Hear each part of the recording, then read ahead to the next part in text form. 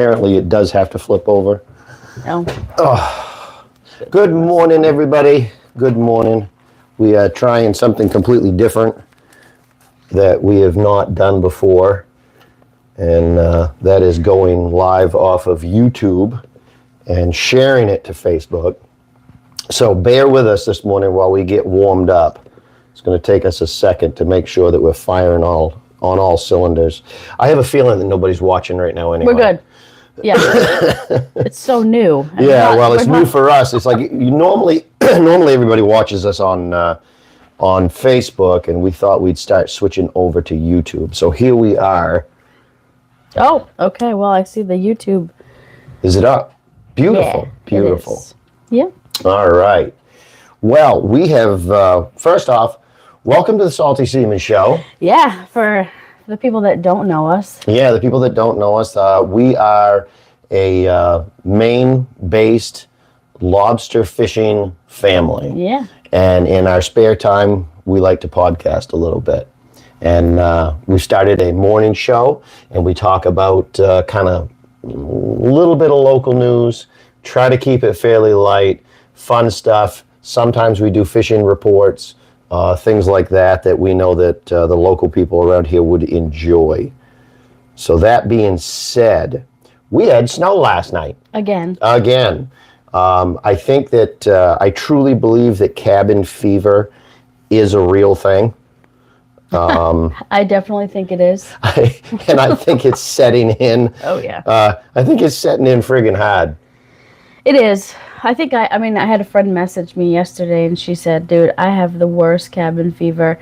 I think winter is winter. It's, kind of depressing anyway in some aspects. I guess for not for everyone. Some people really like the snow because they like to go skiing and snowmobiling and snowboarding, skating, all the fun winter activities. So, not everyone hates it, but we've definitely had more snow this winter than we did last winter. So. Oh, yeah.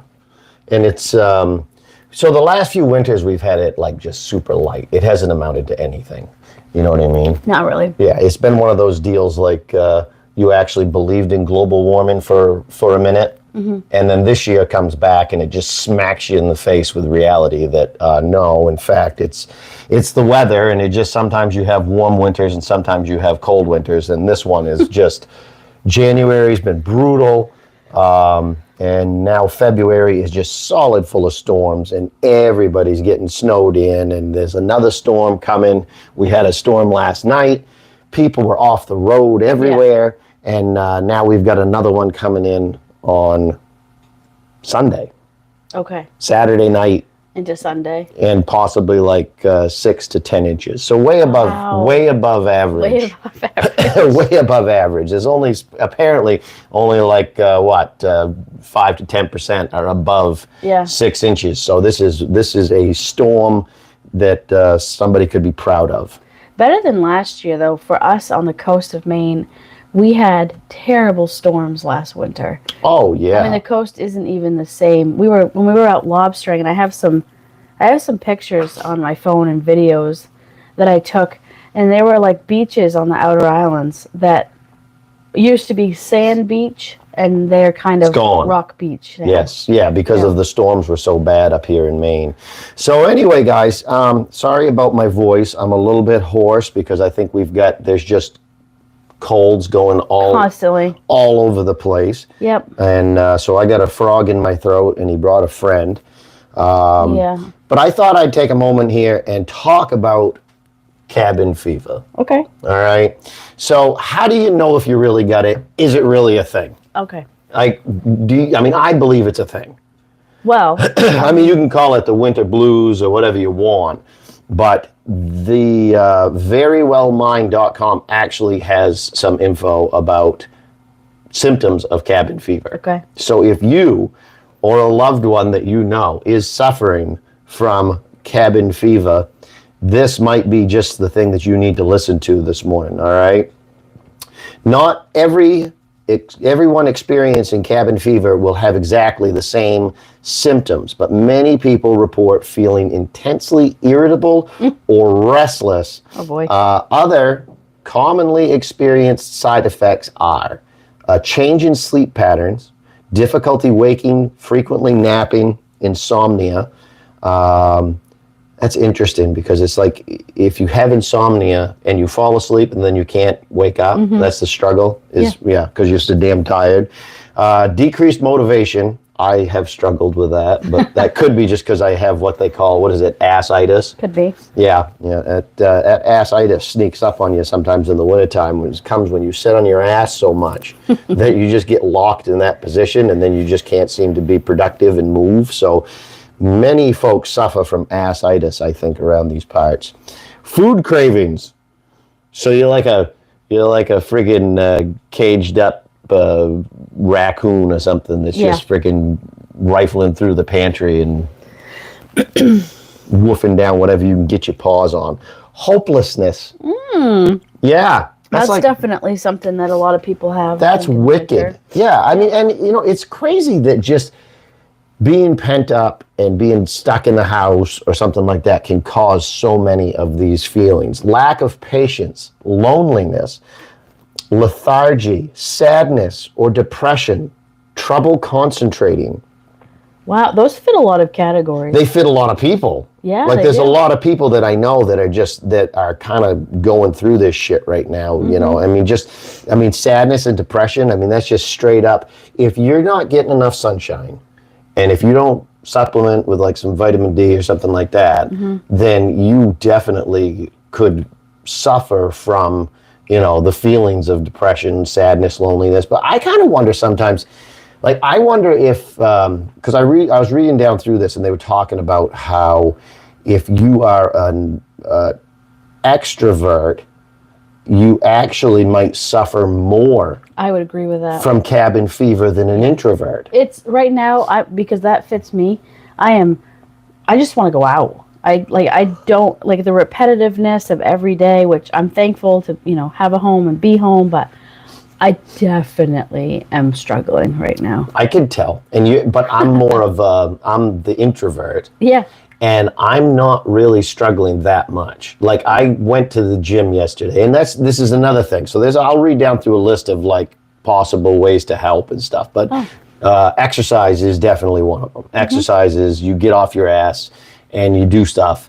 But as an introvert, I think it is easier to cope with the quiet and the long winters and not getting out as much, is because we're just kind of content in our own space anyway. Like you're happy in your chair, in your cigar, in your garage. Yeah, just tinkering, doing some stuff. I mean, of course, again though, if you're tinkering and you're doing something, then you're keeping your mind busy. But some of the problems and causes of it is based on not doing anything. So it's like, other factors that can cause symptoms of cabin fever include not being able to spend time with others due to illness or disability, feeling cut off from friends and loved ones after moving to a new location, being cooped up indoors due to inclement weather. So, I mean, and that definitely is, you get these storms coming through and then you had plans to maybe go out and now you can't, you're locked in, and like an extrovert would be super depressed if they went from like having the thought of being able to go out to I can't go out, whereas the introvert would actually breathe a sigh of relief. Which is like a couple of weeks ago. When that has happened, yeah. It's like, we were supposed to go ice fishing. We were supposed to go ice fishing. Hang out with some friends. And you hit. I was so bummed. I was like, I went to the gym, tried to get it out. Like I've been going to the gym more often to get outside or just grocery shopping when I have to. But I will say it's killing me a little bit to see everyone's vacation pictures. I'm happy for you. I truly am. But they should take into consideration. I didn't when we were on vacation. When we went on vacation, it's like, I'm just going to make all these people back home feel like shit. Yeah, and they were like, they were getting salty on me a little bit. Well, after like the month of being gone plus. Yeah. Which was my fault. You're starting to really test your friends and family's ability to be happy for you. Because people are genuinely happy for you to a point. I think. And it's like once you push them past that point where they feel like you're rubbing their nose in it, type of thing, then they start getting spiteful. And then those hearts and cares emojis there on Facebook, they start going to just a thumbs up, which that's like go fuck yourself. Kind of. So I'm doing the supplementation, I'm exercising, and I'm getting out. But so what then? Salty. Well, so it's this. What it tells you to do is you should. Oh, I'm eating healthy too. You should create a routine. Oh, I have and one. actually eating healthy. Eating healthy is part of it. When you're cooped up at home, not having a daily schedule or routine, that can worsen the feelings of cabin fever. Research has shown that having regular routines can help people better cope with feelings of anxiety and stress. So when you start to feel symptoms of cabin fever, try creating a schedule that keeps you busy, socially connected, and healthy. Well, I don't know who wrote this article, but they have a lot of friggin' free time because I don't agree with it. Well, you know what? They don't. They probably don't have cabin fever because they're sitting here writing this down for all of us to try to understand. I wrote a song, by the way, this week about cabin fever. No. Oh, was it towards the dogs? I'm not. Nope. Because you have every morning a different song for the dogs. Yes. I'm not going to sing. I don't think they know what you're singing, but no. But I'm going to tell you the words. Okay. It starts out with, "I'm sick of snow. I don't like winter anymore. I want sunshine." And sounds like that's how it starts. It sounds like a temper tantrum song, like borderline, like sulking, stomping off into the other room type of a thing. Like I'm grateful though, just so you know. These headphones are really big this morning. Yeah, you didn't. Excuse me for a minute. Yeah, your muffs are off. I need smaller. You need smaller muffs. Yep. So, and maintain normal eating habits. That's another one. Doing that. Yep. Yep. So sorry, you're not so helpful. Yeah. However, eating right can increase your energy levels. Excuse me. And motivation.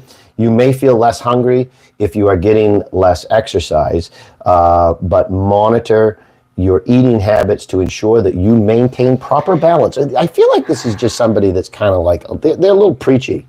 I don't know. You know what I mean? I'm just saying. This seems like somebody that's a little bit on the goody two-shoes side of stuff, and they're like, well, this is what I do, and you should do what I do. I'm just going to say, go rip it up or something. Yeah. Just send it. I know. I don't see anywhere in here just getting friggin' hammered as a, because I know a lot of people up in these northern states, that is their go-to for breaking the wintertime blues is let's just go get friggin' drunk. Let's go ice fishing. Let's go ice fishing, get a friggin' jug of milk and a jug of Allen's coffee brandy, and let's go friggin' get hammered and see if we can't catch fish. I've never had that experience. I've never gone ice fishing. And you've never gone ice fishing with Allen's and... Oh, that's not true. I went ice fishing once, but it was like I was there. Oh. I didn't actually do it. Like the traps were out and we were there. I did the drinking part. Mm-hmm. Yeah, we were just around a bonfire. And nice. Yeah. Sounds fun though. Yeah, but you're on a friggin' ice cake out in the middle of the pond and the wind's blowing and it's cold, and I could be home eating junk food, getting cabin fever instead. I know. And warm. What you're missing out on. That's the thing. It's like you got to get all bundled up. I will say this. Last winter, Jem and I went down to where we go swimming in the summer, and we were just bored in the house, so we took a ride. Yeah. And we walked out onto the pond, and there were eagles in the trees, and there were people ice fishing, and so the people that were ice fishing tossed a fish, and it was just the coolest thing to see. You imagine being like that fish that's like under the ice. You're like, they're probably like swimming around. They'd be like, yeah, fuck these stupid eagles. They can't get us this time of year, the ice. And then all of a sudden they have this friggin' out of body experience, like getting friggin' sucked up into the mothership. They see something, shiny, and they go for it, and it hauls them up through this hole. Yeah. And there's this light, and then all of a sudden they're like, all of a sudden they're skidding across the top of the ice, and they're like, what the fuck? I'm on the wrong side of this shit. And then they look up, and there's this eagle and his friggin' yellow claws coming down, and he rips his head off. Yeah, just shreds it. We've seen it in action. It is yes. intense, I have seen a seagull get dive bombed by an eagle out of nowhere, and that thing just like nothing took him out. He was gone. It's kind of like lobsters. I think about that when they come up in the trap and they've been sitting there, just chilling. And then Yep. all of a sudden they get hauled up to the surface and they bite me, which I'm irritated about, but I don't blame them because it's Oh, their I'd bite you defense. too. Yeah. Yeah. Yeah. Well, if you think about it, it's like they're fighting for their lives. Poor things. I can't. Don't get me going. So another way to get to beat the cabin fever blues is use your brain. Okay. Right? Although TV can be a nice, this is very judgmental. They're just like saying all the things that I like are bad. Although TV can be a nice distraction, it is also relatively mindless. Do crossword puzzles. Oh my word. Read books. Thanks, Mom. Crossword puzzle. Some like friggin' 75-year-old woman wrote this friggin' How about article. write a book? Yeah, or read a book. Creative mode. Or play board games, dear. That's nice. Have you thought of playing board games? Right, Would you cards, like to that play was- board games with your sister? No. Stimulate. We already hate each other. We don't want to play board games together. That reminds me, of Monopoly. You can't. That's play what I'm Monopoly. saying. Yeah, No. so to beat the wintertime cabin fever blues, break out Monopoly with your friends, and then afterwards you won't have any friends left. True. Because I've never played a Monopoly game where somebody didn't wind up fighting when it was all said and done. It was, it doesn't matter who it is. Someone's in an argument or sarcastic. Oh, yeah. There's remarks and things like that. So anyway, beyond that, what else can you do? So exercise, we already covered that. And then it covers into when to seek help. Okay. So I think that if you're suffering from cabin fever and you start getting into like the depression, like deep, dark misery that you just can't shake, maybe you need to talk to somebody. You know what I mean? Because it's like, I 100% believe in like the seasonal depression and how it can settle in on somebody and just spiral, so don't get to the point where you're absolutely spiraling out of control. If these are the reasons to, according to this 75-year-old woman that wants us to play board games, this is when you should seek help. If you have a lack of interest or motivation. Now, that's pretty vague, you know what I mean? Because it doesn't say in what. I mean, there are a lot of things that I have lack of interest and motivation towards, playing board games is one of them. You know what I would say in that? I would add to that piece is, if you're feeling all of those things, I would say go do something for somebody else. That's go a good volunteer, because there's a lot of places in our area. I know that Friends in Action, which is in Ellsworth, and is a lot elderly people go there, and they have lunch, just the social hour. I would say find a place to volunteer if you can. Go shovel someone's driveway if you're physically able. If you're not physically able, give someone a phone call. Call someone that you haven't talked to in a while. Yep. To me, sometimes I think that if you do something for somebody else, it's less thinking about your own feelings. And I think it's easy to be stuck in your own feelings. So there's a lot of places to volunteer, or just call somebody, even your parents, if you still have your parents. You know what you could do? You know what you could do if you're in these parts, anyways, up here in Maine, in the Acadia, Hancock County area that we live in. If you live in this area and you're looking for something to do to make you feel better about yourself, go up by between Walmart and Napa, and the homeless fucker that stands out by the side of the road, you could help him start his car for him to warm it up. Because yesterday we were driving through and that bastard was getting out of a friggin' car with a cardboard sign wrapped around his neck. It was his car and it wasn't a piece of shit. And he's going to bum for money. So maybe that would be a good way. You could go keep his vehicle warm for him while he's bumming for money from people on the side of the road. Possibly. Yeah, that would make you feel better about yourself. But in all seriousness, yes, there are a lot of good causes. There's a lot of things that you could volunteer for. I mean, there's churches you could join that they give things. They have outreach programs helping feeding people and stuff like that. And that makes you feel better about yourself. Takes you out of your own head. A lot of times when we're sitting around thinking about poor me, for me, it'll start at one point where you're kind of feeling down, and then it spirals into everything, like every mistake you've made, everything you've done wrong, and how it's your brain is naturally going to go to the negative. It's just scientific facts that it will do. Oh, mine does. It's a fact. I mean, it's true. I mean, time and time again, it's so easy for my mind to go towards the negative in a situation. It's not even funny. It's just, that's the way that it is. So moving on, I guess, well, actually not moving on. I want to cover this for one more second. Okay. I kind of think that cabin fever is one of those things that you can shake it off, but unfortunately, it just seems like we kind of know, at least I do, inside myself, the things that I need to do to get out of the funk, but I don't want to do any of those things. So it's almost like this weird feeling of wanting to set in, like, wallow in self-pity. Like the Grinch. Like the Grinch. Yeah. Just sit there and be grumpy, and it's like you just stay there in it, and it's just a terrible place to be. And you know damn well that if you went and visited friends, or if you went out and just doing anything social, if you went to the gym and exercised, if you pushed yourself, that you would probably feel a little bit better. But sometimes you don't want to do that stuff. Like, I went to the gym yesterday and I friggin' didn't want to be there. No kidding. I was like, the whole time, I'm like, all the music on my playlist is shit. I've heard the same thing over and over again. It's boring. The gym sucks. I don't want to look at it. I mean, it was like that in my head the whole time I was there. And that happens, but you still push through it. But I can see right there in that situation, like the onset of winter is getting to me. Well, I mean, yesterday morning I came out and you were in this, and I said, well, I'm going to the gym if you want to go. And the whole time you were not loving it. And by the time you came and found me, you were like, I'm over it. I think exercise is stupid. I was there for 30 minutes, though.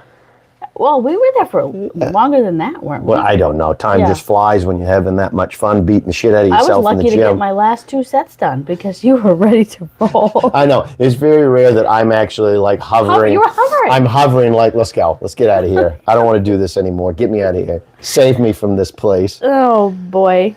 Well, Anyway. in world news, now this is as close to politics as we're touching today because, honest to Pete, I'm sick of politics. Everybody is losing their shit right now.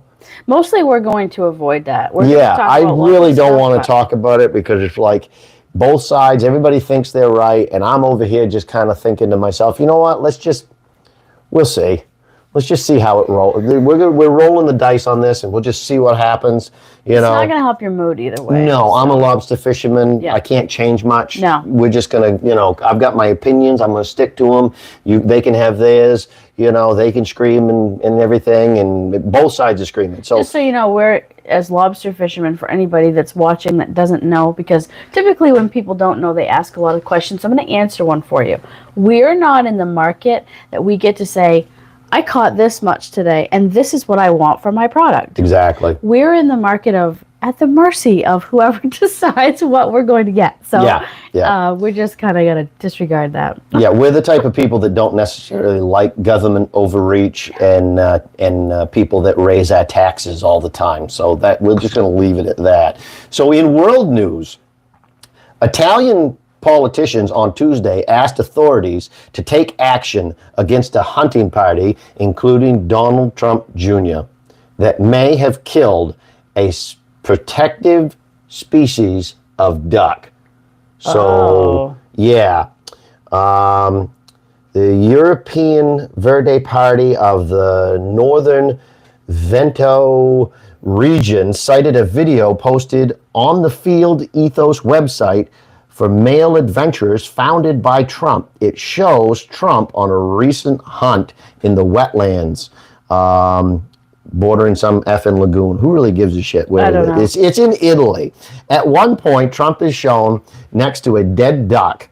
This is just grounds for fighting. So the moral of the story is they went duck hunting in Italy.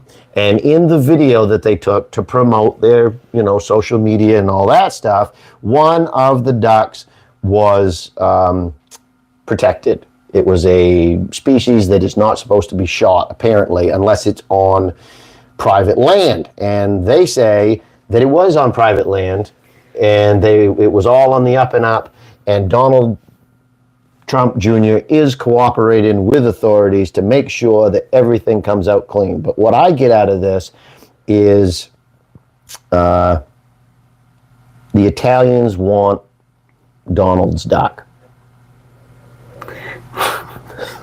I'm just trying to. They want. I'm trying to let my face not show how I feel. They want to steal Donald's duck. That's all there is to it. Donald's duck is dead, and Donald's duck got shot, and Donald's duck was a protective duck. We never knew growing up that Donald Duck was a protective duck. Wow. Fuck Donald's duck. Is that the end of that That's article? the end of All that right, article. we're going to talk about. I have an article to share. What do you got?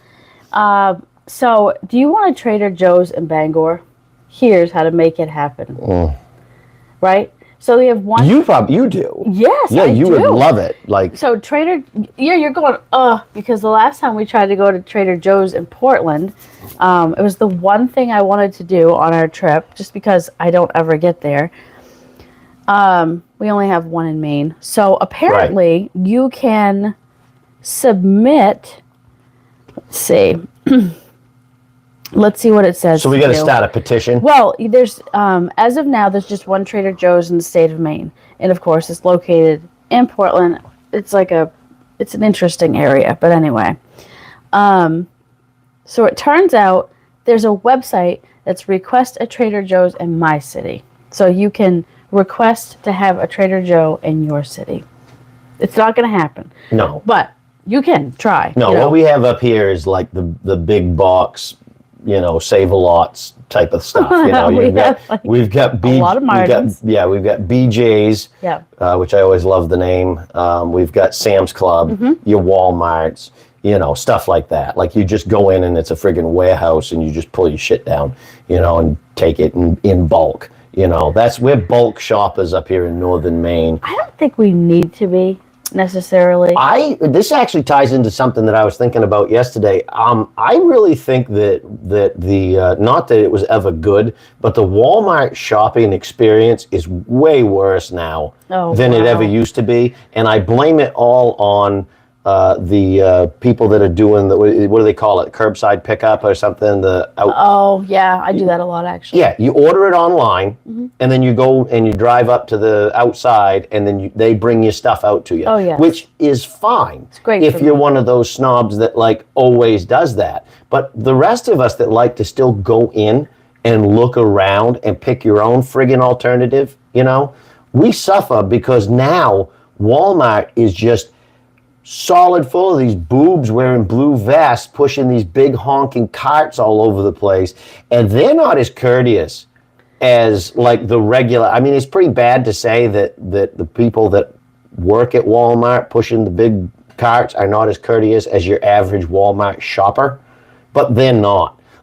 You got a lot of these young people doing it, and something about this generation of people, they don't even know how to make eye contact with you anymore. No. So they're just like staring at the floor, there's something wrong with them, which there very well might be, while they're pushing this big honking cart with their little blue baskets all stacked up and shopping. And it's like they just ooze, I hate my life, and get out of my way. And you just feel really pressured and pushed to move and get, you know what I'm saying? But I noticed it. I guess I was raised to say, excuse me, thank you, I'll get right out of your way quickly. And I have not had that experience I personally am not a Walmart fan anyway, so I do pick up as much as I can.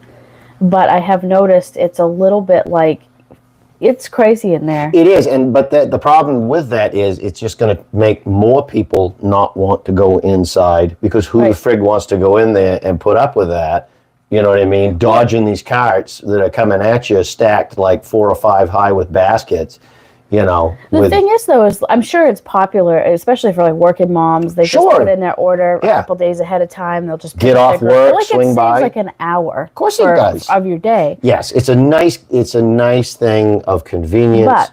But with everything of convenience, there always comes the negative impact of it. And the negative impact is for those of us that just kind of want to wander around Walmart for 20 minutes looking at shit. What I was going to say is when you go to, for example, buy, say you want saltine crackers, when you go to the shelf, you kind of need to take your time. Two things. We're trying to save money right now. You need to take your time with saltine crackers? There are like 4 different types. There's low sodium, no salt, regular, whole wheat, this brand, that brand. And so like for an older person, they really do need to take their time and they want to go in and look and, and so it takes us time to shop, if you're looking for something in particular. And when you're trying to dodge like the regular shoppers and the aisles aren't big enough, that's the other thing. No, I always they're not. That's the thing. Right behind the aisles aren't necessarily set up for some of the shit they're wheeling down through there all the time. And then of course it feels more like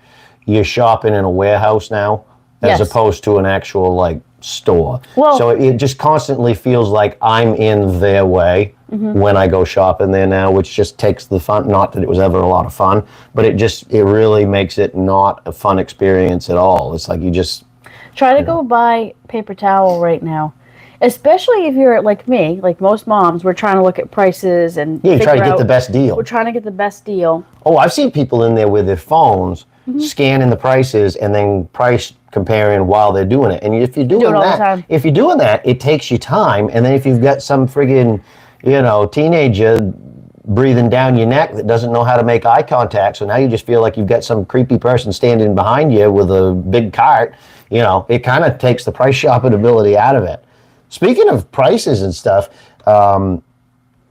did you ever think you'd live in a world where there would be a freaking an egg theft?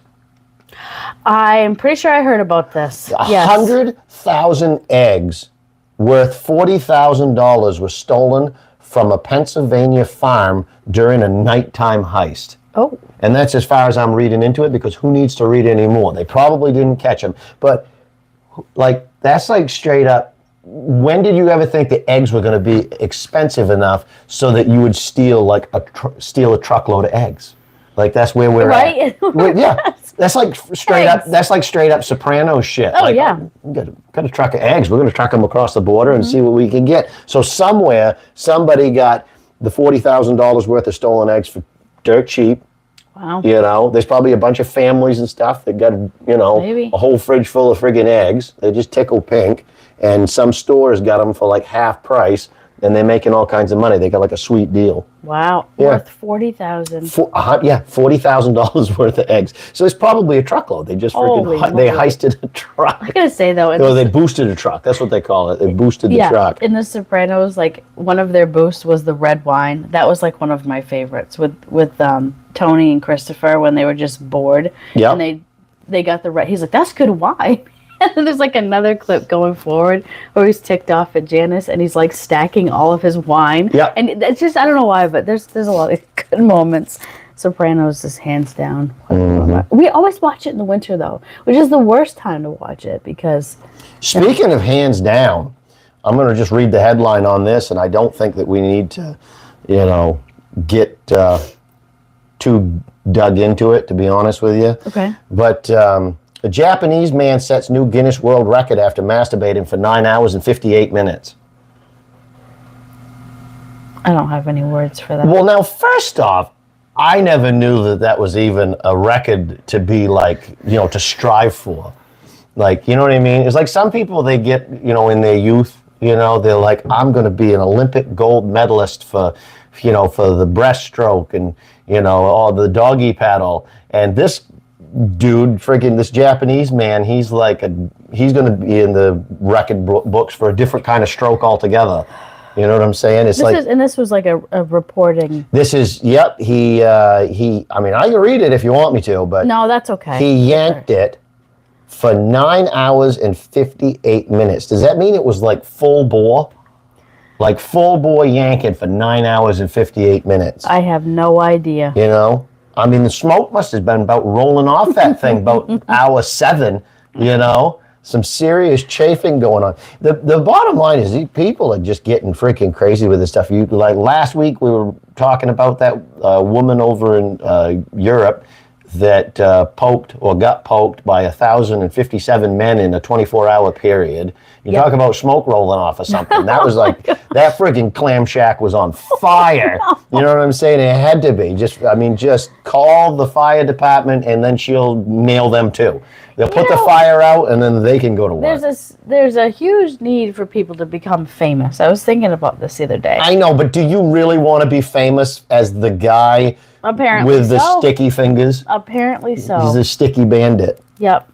So, I mean... There is. No, it's like for whatever... Especially with social media. Anything that you can do to become famous, including yanking the hell out of yourself. Mm-hmm. Now, on the opposite end of that spectrum, right? Mm-hmm. This is a different one altogether. This poor bastard is living in hell of a man who orgasms 100 times a day. What? Yes, he can't help it. Where do you find these news articles? Experiencing 100 orgasms a day may sound like the gift. This is coming out. This is his New York Post. Excuse me. I know, where I screwed right up. Experiencing 100 orgasms a day may sound like the gift that keeps on giving, but a heartbroken man from Wisconsin can assure you it is much more of a curse. Poor old Dale is a 37-year-old husband and father of 2. I mean, so he's able to, I guess you could just time it. Like, if you get 100 loads a day, I mean, man, by the end of... Is this like I'm trying to follow you on this article. What's the problem? He suffers from an uncontrollable condition known as persistent genital arousal syndrome. I've never heard of that before. Yep. He first felt the symptoms after he slipped a disc in his back and was on his way to the hospital, and I can't. I'm trying to be considerate. Is this really true? So, guys, you got to be careful when you're walking out on the ice in the wintertime. You slip a disc.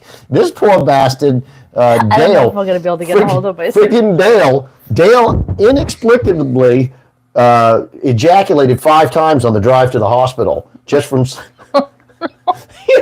And that must have hurt like a bastard, too. This is true. Like, if I sneeze, this is true. This is a New York Post article. I mean, not that the New York Post is ever honest about anything, but it's persistent genital arousal syndrome. It's, PGAS. It's a thing. There you go. Yeah, So he fell down, he slipped a disc or whatever, and on his drive he blew 5 loads to the hospital. Okay. Now let's talk about that for a second, because I've thrown my back out before, and when I sneeze, I feel like I'm gonna die. Oh yeah. You think about that, like when you're like clenching up to pop one. Yeah. Every freaking time it must have been like miserable. This is terrible. I mean, could you? Oh, it says the orgasms have kept on coming ever since. That's a bad choice of word in there. So imagine being on your knees at your father's funeral beside his casket saying goodbye to him, and then you have 9 orgasms right there, he said, while your whole family is standing behind you. I know one thing. My news articles are nothing like yours this morning. Yeah, well, he said, if you think about it, it's like if you do go to your father's funeral and you do have an orgasm, nobody can accuse you of not coming to your father's funeral. Oh, wow. Are we going live tomorrow? Why not? Well, I've got Super Bowl things, so I'll wait. Yeah, we'll do the Super Bowl tomorrow. We got to talk about whether this guy's coming or going. Well, what else do you I can keep going with this. It makes you never want to have another orgasm as long as you live, Dale added. There's nothing pleasurable about it because even though it might feel physically good, you're completely disgusted by what is going on. Could you imagine like having the pleasure of an orgasm, but at the same time you're like, oh, damn it, again. Oh my God, I can't. Damn you, wiener. Dale says the intense episodes have taken an extreme toll on him and his family. He is afraid to even leave the house because evidently no place is safe from his excessive ejaculation. Now, can you imagine like a fix for this? Can you imagine like they're trying to go somewhere and the whole family's like waiting out in the car or something like that, and the wife is getting fed up. She opens the door, she sticks her head out the door, and she yells at him, "Dale, are you coming or what?" Oh my gosh. To which Dale adds, "Yes, I am." Dale, poor guy. The man, and then when he's going to where he's going, he's literally coming and going at the same time. Oh, this is terrible. Okay.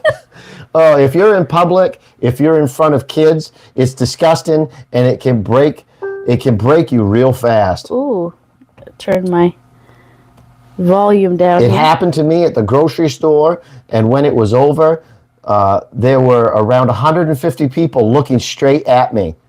Why would I leave the house when something like this can happen? I mean, there's got to be ways that you deal with it. I mean, it's not like you. I would think there's some type of a supplement or a pill or some type of a surgery that could help with this not only disorder. that, but it's like, okay, worst case scenario, okay, you've got the genital arousal syndrome, right? Mm-hmm. So what you do is, I got this figured out. You go to the store, you get your Depends. Sure. You're going to have to wear Depends. That's just all there is to it. You can't not. You got you can't just blow loads through your pants at the grocery store. Right. Right. And then you go to Home Depot and you get a roll of duct tape and you just tape your wiener off to the side. Okay. Because if it's going to get up, because obviously it's arousal syndrome, so dudes popping wood all the time. So you duct tape your wiener off to the side and you're good to go. I mean, it's not like, as a dude, you're not going to orgasm like Meg Ryan did in that movie. Remember, she's like faking the orgasm in the cafe, you know, her, Billy Crystal, and she's like making a scene. You never saw that? It's like an iconic scene. From what movie? I can't remember. The Harry Met Sally, I think. I haven't really watched that whole thing. No. I'm so sorry. Well, anyway, so that's what happened in that. So as a dude, though, I think a dude could just bust a nut and like silently kind of grit his teeth. Like his eye might twitch a little bit, but I feel like that would be the only tell. So, I mean, maybe somebody should reach out to Dale and tell him duct tape and Depends would solve a lot of his problems. We really struggle right now. He is unable to work and supply for his family, and I feel like all the strain is on me. That's his wife talking. Mm-hmm. But what hurts the most for his wife is that even though her dearly beloved suffers from endless orgasms and constant erections, he is unable to satisfy her in the bedroom. Oh, my word. We're getting deep into the information. It's really upsetting. We don't do things that man and wife should do, and we argue over things that should not be affecting us, because he sometimes has episodes at night, and we took the decision to sleep in separate beds. I guess my question is, well, she don't want to wake up in the morning stuck to the bed. Who found this out and decided to put this in a news article? Apparently the New York Post did. Talk about not worrying about airing it out. I know.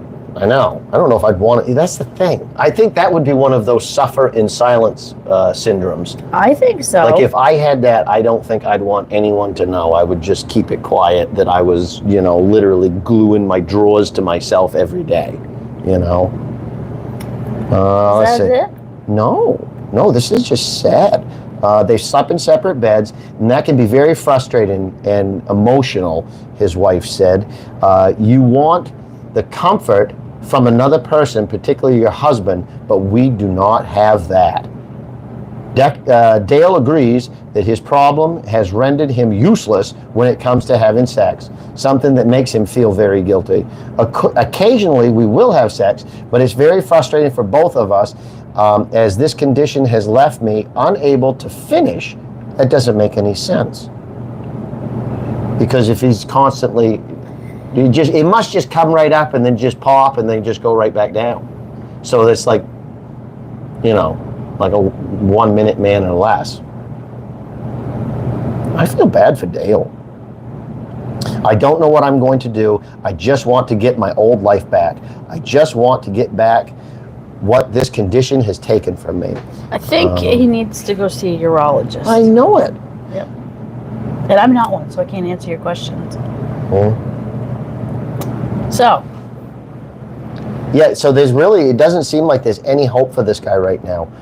When people suffer from this condition, they feel like they have no other way to escape. It's a sticky situation that Dale has found himself in. He doesn't know if he's coming or going when he's coming, and when he's going, he doesn't know if he's going to come or not. Well, the rest of my news is I have Super Bowl, which we'll save for tomorrow, and I had news on the lobster measure. Yeah. So that's not like, Let's talk about the lobster measure tomorrow. Yeah. There's, in more world news, there is a woman, this is a short story basically, but Manchester, UK, this is on WABI TV News, a suspect taunted police by commenting, "Hey guys," on a police department's Facebook post about her being wanted. The 22-year-old woman was arrested later at home after she was found hiding in one of the rooms under a pile of toys. Oh, she was arrested on suspicion of failing to appear in court for 3 counts of assault of an emergency worker during drug offenses and theft. So she sounds like a nice character. Wow. She was also arrested on suspicion of assaulting a police officer. The police want to thank everyone who engaged with our post. It ultimately helped us locate and arrest this woman, and we have dedicated teams of officers across Manchester who are actively seeking and arresting those who are wanted. Now, what this actually doesn't really get into the weeds of is this woman was hiding under the pile of clothes and toys when she made the post on the Facebook page saying, "Hi guys," to the cops. This world is crazy. Yeah. Like, I feel so bad for police officers. I mean, the things that they're encountering now are just, it's nuts. It is. A friend of mine who is a police officer here, local police officer, he said that people are definitely, in the last, because he's been an officer for quite a long time, and I asked him, I said, "Are things getting worse?" And he said, yeah, those things are definitely worse in this area than he'd ever seen before. People are just more unhinged, and he's seeing cases of schizophrenia. Yeah. Like he'd never seen before. And I asked him what he thought that was. And this will probably step on some toes, but he 100% believes that the marijuana that we are getting in this state is so potent, and it is, that it is actually causing the people that are susceptible, because that's the thing, you look it up, there are people that, the side effects of weed, they're not bad except for schizophrenic breaks. Wow. And yeah, we've heard of it before. Yeah. It does happen. So you think you're fine and able to have weed, and you're not. And all of a sudden you just, boom, you're talking to somebody that isn't there, you're hearing voices in your head, and those voices in your head are telling you to hurt people. And this is what they're encountering a lot in the local police force. A lot of the times when you see these shootings or, a standoff with the cops, they're not just talking to the cops in the standoff. They're having conversations with whatever the hell they're... Right. Well, what was up with this woman? Was she like... She just sounds like a kind of a shithead that thought it was funny to actually write, "Hey guys," when they were in her room looking for her under the pile of clothes. So that's just one of those out there people, you know what I mean, that has a good sense of humor, even though they're a criminal. Well, we had a shooting or an active shooter at the Maine Mall, 2 days ago? Yeah, they still haven't found him. Unless they found him this morning. I think they did. They did find him? Pretty sure they did. They identified him the last I checked. It was some 20-year-old kid. Yeah. Oh. Maybe they haven't. Yeah. Oh, they're still searching. Okay, never mind. I'm so sorry. So, and they're saying it was an isolated incident in the Maine Mall. Somebody got shot. There were like 3 shots fired. Wow. And all the people in the interview were like, it really, like, we heard the gunfire go off, but they're like, it wasn't that much of a panic, as it was just the dude kind of nonchalant walked out. Whoa. And yeah, so it was more, sounds like more of a personal beef, whatever the two had or something like that. And it didn't, it wasn't like a shooting spree type of a thing. But they still haven't found the guy. And the person that got shot went to surgery. Okay. And they are going to pull through. Wow. Yeah. Comforting. Right. So let's just end this today on, thank God that the first week of February is over. Thank God. I feel bad for anyone suffering from cabin fever, and we are in the dead of winter, but what do we got? About 5 weeks, 6 weeks, and it's over, and we're going to be into spring. Yeah, we're getting close. You know? At least it will be. I'm not so sure that it's going to be the warmest spring because it's been pretty cold. Yeah. But on the calendar, it will be spring on March 21st. Yeah, Maine is one of those months that's like, just because it says spring doesn't necessarily mean that we're not going to see like a foot of snow again. Oh, we absolutely can see more snow in April. We had a snowstorm like, 5 years ago in May. The first week of May, it snowed here. So, and then the next day it could be 60 degrees. Oh, it's absolutely. Just a surprise. Yeah, I don't know why we have cabin. Well, Maine's just bipolar, so therefore it infects us. And I think it causes us to have, a little bit of a bipolar cabin fever thing going on. Yeah. So if you or a loved one is suffering from cabin fever, reach out to people. Do the things that maybe you don't want to do, because in the end, it's probably going to make you feel better, Just don't play Monopoly with your friends, because then you won't have any friends anymore. I got to tell you, though, this story I got to put in here. There are people who do this polar plunge in the winter. And when we were at the swimming place this summer, there was this older lady. I think she was probably close to 80. She came out of the water. It was probably July. And I was like, is it cold? She's like, oh, it's refreshing. I do the polar plunge almost every day in the winter time. Right. I said, you do? I'm like, what are the benefits? She goes, I don't have any anxiety or depression. Right. I feel great. I have less inflammation. I'm like, I know, but when you're a tough lady, because I'm not doing that. It's true, but when you're 80, you're almost dead anyway. Oh. So it's not like you have an awful lot to risk. Yeah, but I mean, that's dedication. Like if you're 80 years old, you go in there, you get hypothermia and die. It's like, they lived a good life. You know what I mean? And it's like, oh, it's not that surprising. You know what I mean? So it's like, I feel like as you get that old, you might actually like just throw a little more caution to the wind and just go friggin' skinny dipping at, 34-degree water temperature. I'm the complete opposite. I'm going to get in the infrared sauna for the winter. And as you get older, you're just going to take less risks. Oh, I hope I'm not like that. I think I should take more risks. Well, live your life, take risks, hang out with friends, don't coop up and eat junk food. Live, laugh, love. Well, thank you for watching our very first ever YouTube Live. I don't think anybody watched it, which is very nice. It made it easier. God bless, and we'll try to see you tomorrow.